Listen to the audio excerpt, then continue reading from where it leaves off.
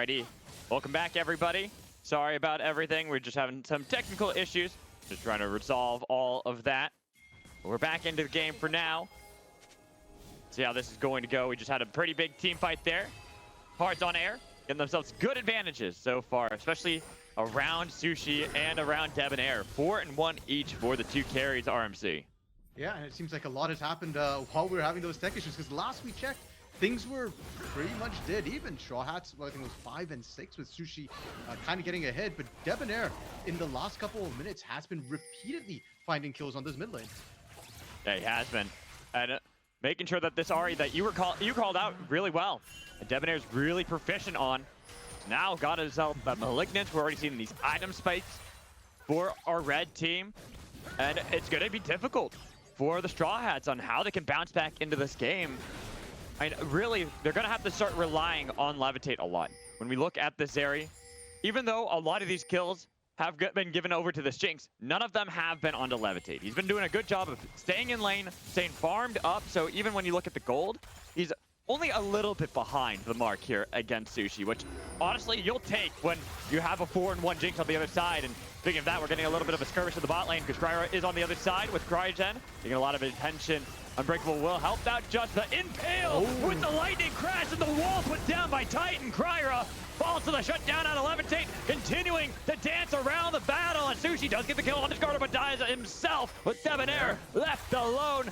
Trying to fight back against Just, does trade back one at least, but do they have the chase down? They got it, triple kill for Levitate.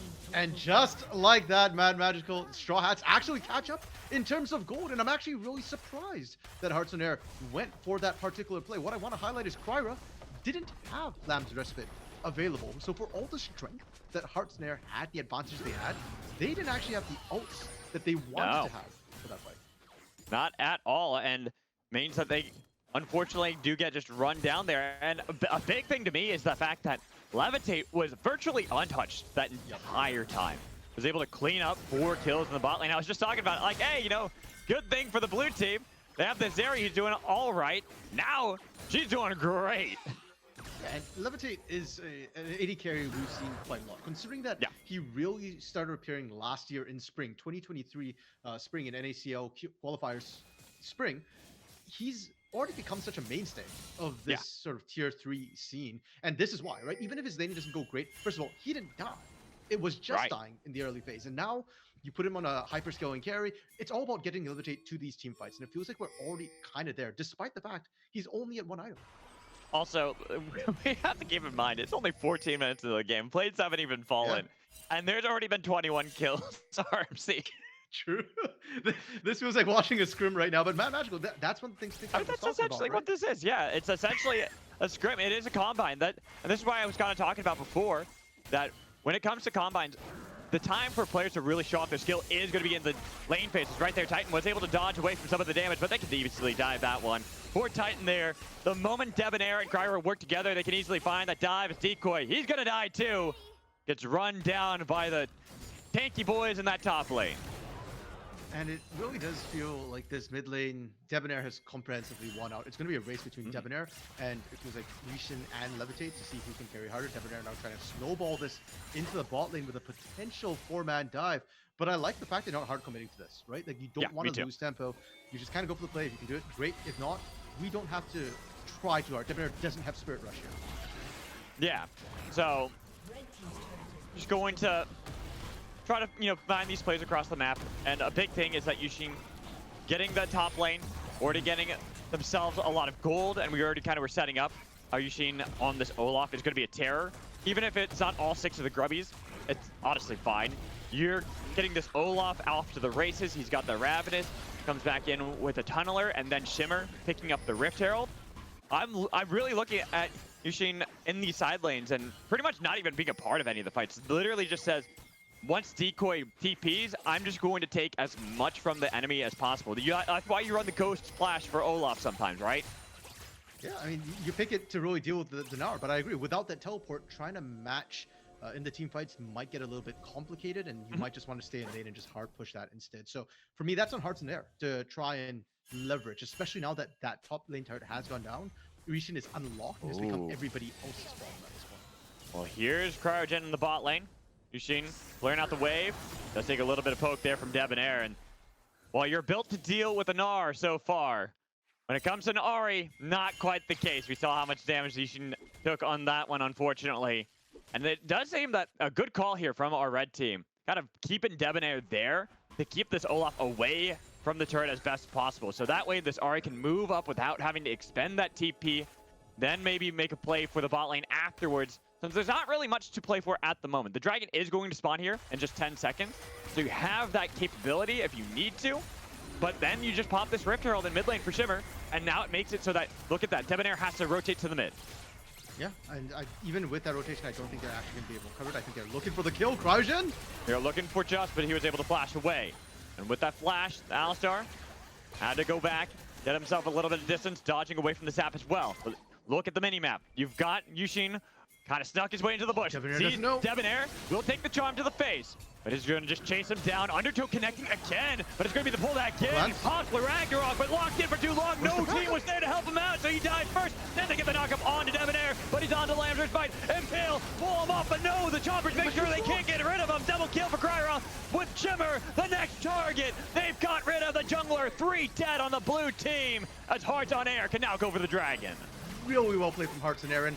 Matt Magical, you earlier mentioned that with these combines, a lot of times you're looking at the laning phase, but Hearts and Air right now making a good case as well for these team fights. We talked about how Skarner kind of counters the Lamb's rest of it. Oh, well, they made it work, and now it's look behind at Levitate, from though. Debonair. Levitate is about to just win this fight by himself. He does get rooted by the Chompers, so unfortunately will get shut down there by Debonair. I thought for a second with how low some of the health bars were that the spread of that lightning might have just turned the tides. Yeah, I mean, props to Levitate for being able to do that. And if they were able to play front to back, if not for the flank from Debonair with that TP, perhaps Levitate would actually have been able to be that much more of a threat. But Debonair, this game, has just been absolutely popping off. And I'm going to be honest with you, Matt Magical, when I saw Debonair play on Wang's Revenge, he looked good, but not this good. I mean, he's 7-2 and 6 right now. He's making this Ahri look like the strongest thing on the map. Well, heck, it is the strongest thing on the map right now. Yeah, and that's kind of crazy when you have a 6-2 Jinx on your team as well, that you're the strongest thing on the map. Just shows a lot going for this mid lane. And I kind of agree with you. When I look towards the OQs, Debonair, I saw him during some of the combines, during the off season, right before 2024, and it impressed me then. But then when it came to the OQs, was a little bit lackluster in some of the plays, but I feel like that was also just champions that they were playing. Weren't playing things kind of like this Ahri, weren't playing as aggressively. We saw the Galio hovered briefly in draft. That was what we were seeing more from Debonair, really trying to build up the rest of Wang's Revenge instead of themselves. And here, building up themselves, 2 items already completed for this Ahri, and it is looking like he is about to take over the game completely, and even if not, then can fall back onto the rest of the team. But Cryogen does get cut off from the wall, has to use the depth charge, wants to get away, but understands there's not really a way out of that one. Just went for the Spider-Man, but we all knew that that wasn't going to get you out. Clean from Just as well to use the pulverize to interrupt that. A lot of times that Spider-Man, as you call it, Magical, that has some weird interactions, and it seems to lollipop and just pull you through no matter what happened, but just actually able to It's kind of weird, like it's like Camille Hookshot, right? Where Camille Hookshot has those weird interactions. It's all dependent on when the hook goes out and when the CC lands for the pulls to get you away, because it has the weird interactions that can get you away in some cases, but just right there, understanding that and doing a good job of making sure there wasn't the way out. And from there, we continue to see the Straw Hats kind of pressuring in on this bot lane. They're really just trying to create space for Titan to take that turret. And Titan right now is still playing a little bit of catch-up onto Debonair. It's nice now that second item completed. Sarah's Embrace has also popped, so Titan should have a little bit more impact in these team fights. And Matt Magical, for all that it looks like Heart and Air have been so strong, the gold is still in favor of Decoy sees that Titan was a little far out there, was able to get a lot of damage there using the Gnar ult to pull back in Titan, but does want to fall back, realizing they don't know where the rest of the team is for the Straw Hats. There's going to relent a little bit of that pressure, but kind of looking at the gold, it might surprise you that 20 minutes into the game, the gold is practically dead even, but it's actually favoring the Straw Hats at the moment, and a lot of that is coming from the 2 lanes that we had pinpointed before, the 2 players on this blue team, Yushin and Levitate. Both of them are so powerful at the moment, and it's funny because it's a 2 and 3 Olaf, so you're like, how is he that powerful? Well, 2 turrets worth of gold is really going to catch up a lot for you. Yeah, and 40 CS up as well. Decoy has done a great job so far in a lot of these team fights, kind of being that front line for the side of Hearts and Air. But every time he was kind of doing that, I mean, you've got Reason still winning out these side lane pushes, still pushing out Decoy in those 1v1s. And even as we speak right now, we see Reason pushing in on Decoy on that top side, locking out that Gnar from being able to do anything he wants to. And trying to pop the Mega Gnar as many times as possible too, so that those TP angles look a little less juicy for Hearts on Air. The less time that you have when you can utilize that TP, the Mega Gnar into battle, the better. And Yushin's really understanding this matchup. Just like, okay, Decoy, I know you've been an issue in the past for a lot of players, especially playing up against BlackRock. Decoy, that's why I had pinpointed as a player to watch myself. But Yushin's really showing why he's got to be the top laner to watch, though. Let's take a little bit of poke there. You're trying to clear out some of the wards. We're getting prepared for the next dragon of the game. It's only going to be the third one in total. Second one for either team. But this is the team fight that I want to watch right now, man. Because we've seen the laning, or we didn't see the laning, but we saw the results of it. And so far in the team fight, Hearts and Air have been playing it better. Partially, it's their comp, right? They've got a nice, strong team fight composition. But also, we've not seen that big Skarner Impale to successfully ruin the Lamb's Respite. Sushi blocked it the last time with the Chompers, and I don't see if it can happen against Shimmer. Has no flash, remember. It is a ghost Skarner. Also, it's kind of weird with Skarner Impale. You can't alt flash, so you can't make up that distance while it's channeling. Like, I wondered if you were able to do that before, and I've tested so many ways with getting QSS and cleanse. No, no matter what, it doesn't work. I guess that's a thankful thing to do. If not, the wind up would be too short. You know, the Impale. Yeah, I mean, because it would be so cheesy if you could do that.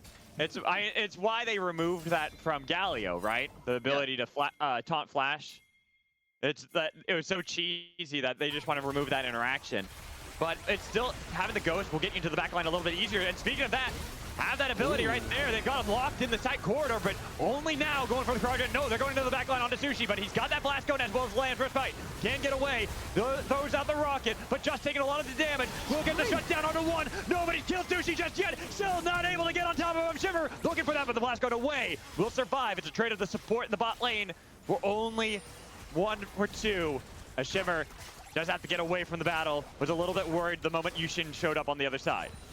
And Hearts and Air too low on health. They might have more members, but Shimmer being so tanky means he can just run at you. Kryra trying to regenerate in the jungle as quickly as can be. It's going to be a 3v3. Oh, Exo's impact on the other side, and that's a nice thing about Skarner. People kind of forget that he can go through those walls now, and he's cut off the retreats here of Hearts on Air. Look how low both Sushi and Debonair are. Decoy might be here, but he's still mini. Pulled back into the fight, and he's going to be bursted down way too quickly, even though they get a little bit of damage onto Shimmer.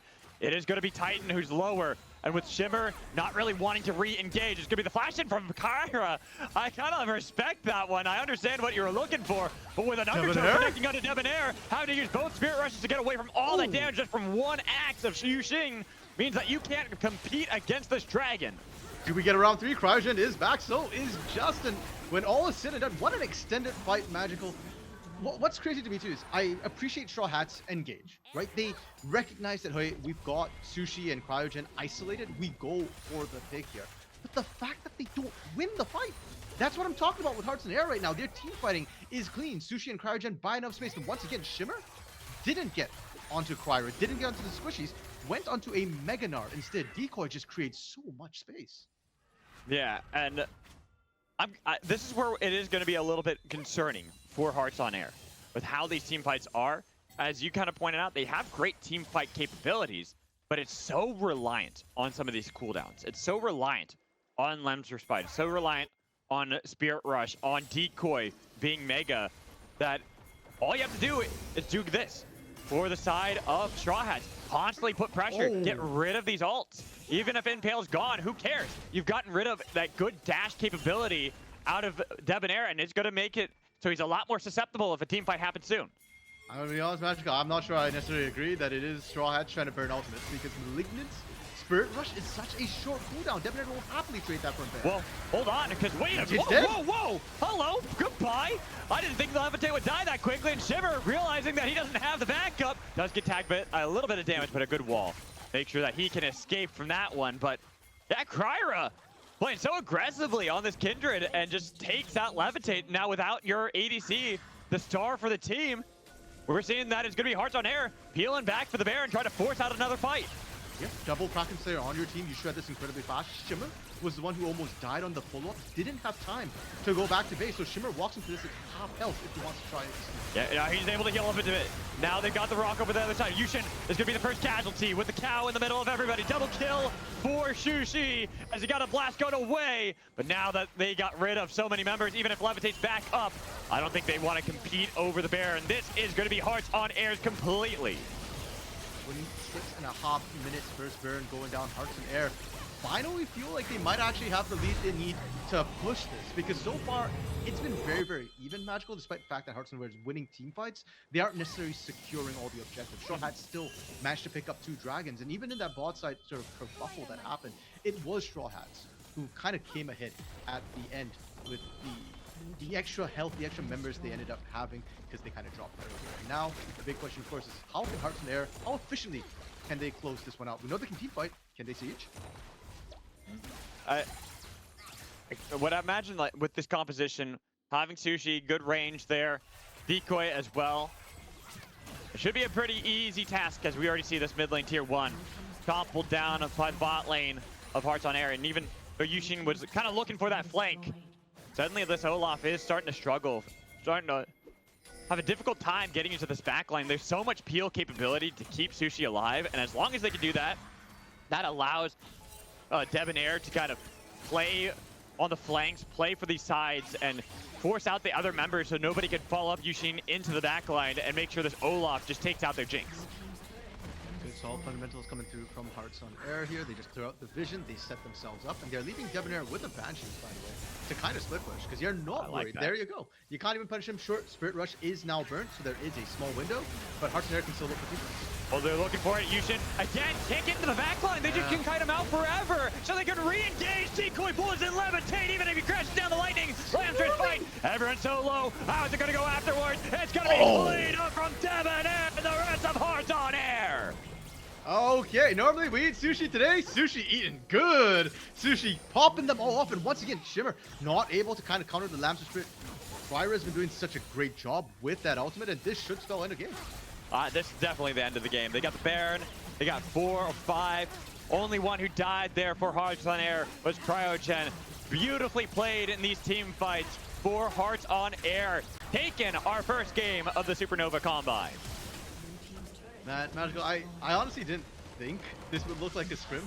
A lot of times with combines, I expect the players to be, a bit more careful, a bit more nervous compared to sort of the aggressive style we often see in scrims. But I love that all 10 of these players, they didn't feel that way. Every single lane, we just had action across the board right from the get-go. And at least in this series, in this particular game, Debonair, to me, really stood out with how well he played his lane. Completely agree. And honestly, the team fights too just looked really good from every one of the members here on Hearts on Air. Cryra, I like the aggression there on Kindred. I loved Cryogen on how they were able to peel for Sushi and make it so that Yushin, who looked like they're going to be an issue, we kept pointing out and being like, all right, when's this Olaf going to pop off? When's the Olaf going to take out Sushi? Never was able to do so because they had so much space they could create for Sushi. There's just never a window. Yeah, fair enough. But this is only game 1, Mad Magical. We have 4 games set up today with changing rosters as well. So we'll see some new faces in game 2. But before we get to that, Mad Magical, we do want to bring an old face back, but that will be after. Yeah, that's after a break. We're going to toss it a break. We'll be right back, everybody.